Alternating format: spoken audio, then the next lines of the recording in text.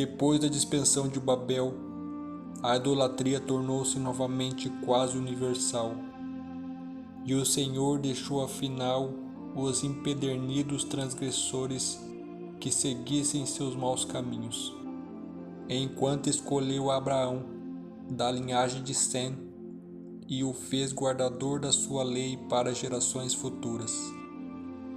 Abraão tinha crescido em meio da superstição e paganismo. Mesmo a casa de seu pai, pela qual o conhecimento de Deus tinha sido preservado, estava a entregar-se às influências sedutoras que os rodeavam, e serviram a outros deuses em vez de Yahvé. Mas a verdadeira fé não devia extinguir-se. Deus sempre preservou um remanescente para o servir. Adão, Sete, Enoque, Matusalém, Noé, Sem, em uma linha ininterrupta, preservaram de época em época as preciosas revelações da sua vontade. Abraão, o filho de Tera, se tornou-se o herdeiro deste sagrado depósito. A idolatria ascendeu-lhe de todo lado, mas em vão. Fiel entre os infiéis, incontaminado pela apostasia prevalecente, com perseverança apegou-se ao culto do Deus verdadeiro. O Senhor está perto de todos os que invocam, com sinceridade. Salmos capítulo 145, verso 18. Deus comunicou sua vontade a Abraão e deu-lhe um conhecimento distinto das exigências de sua lei e da salvação que se realizaria por meio de Cristo. Foi feita a Abraão a promessa de uma posteridade numerosa e de grandeza nacional, promessa especialmente atacada pelo povo naquela época. Então o Senhor disse a Abraão: saia de tua terra, do meio de seus parentes e da casa de seu pai, e vá para a terra que eu lhe mostrarei. Farei de você um grande povo e o abençoarei. Tornarei famoso o seu nome, e você será uma bênção. Abençoarei os que abençoarem, e amaldiçoarei os que o amaldiçoarem. E por meio de você todos os povos da terra serão abençoados. Gênesis capítulo 12, verso 1 a 3.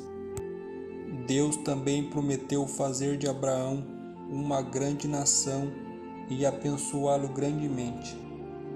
Essas promessas de Deus enfatizavam as ideias de frutificação e domínio que o patriarca e sua descendência experimentariam. Isso fica evidente na declaração: te engrandecerei o seu nome. Aqui vale lembrar que naquele tempo o nome do patriarca ainda não havia sido trocado de Abrão para Abraão. Diferentemente dos construtores de Babel, pela fé, Abraão foi totalmente dependente de Deus. Essa promessa finalmente alcançou sua plenitude no nome de Cristo, cujos nomes de Abraão e de seu ilustre descendente Davi prefiguravam. Na sequência, Deus diz: abençoarei os que te abençoarem, e amaldiçoarei os que amaldiçoarem. Em ti serão benditas todas as famílias da terra. Essa promessa diz claramente que Deus seria um terrível adversário para os que se levantassem contra Abraão e sua semente. Sem dúvida, essa promessa é uma maravilhosa referência aos planos de salvação. Muitos séculos depois, o apóstolo Paulo, ao tentar lidar com a heresia de Gálatas, apontou para Abraão, mostrando que o chamado de Deus ao patriarca foi uma expressão inicial do que sempre foi a intenção de Deus: a pregação do Evangelho ao mundo. Estejam certos, portanto, dos que são da fé, é que são filhos de Abraão. Prevendo a Escritura que Deus justificaria os gentios pela fé, anunciou primeiro as boas novas a Abraão. Por meio de vocês todas as nações serão abençoadas. Assim, os que são da fé são abençoados com Abraão, homem de fé. Gálatas capítulo 3, versos 7 a 9. O chamado de Abraão foi expresso pela primeira vez em Gênesis 12. A maior parte do restante desse livro é a história de seus descendentes. Uma geração disfuncional após a outra, criando famílias conflituosas e ainda, por meio delas, a promessa foi cumprida, atingindo um ponto crucial com o chamado de Moisés.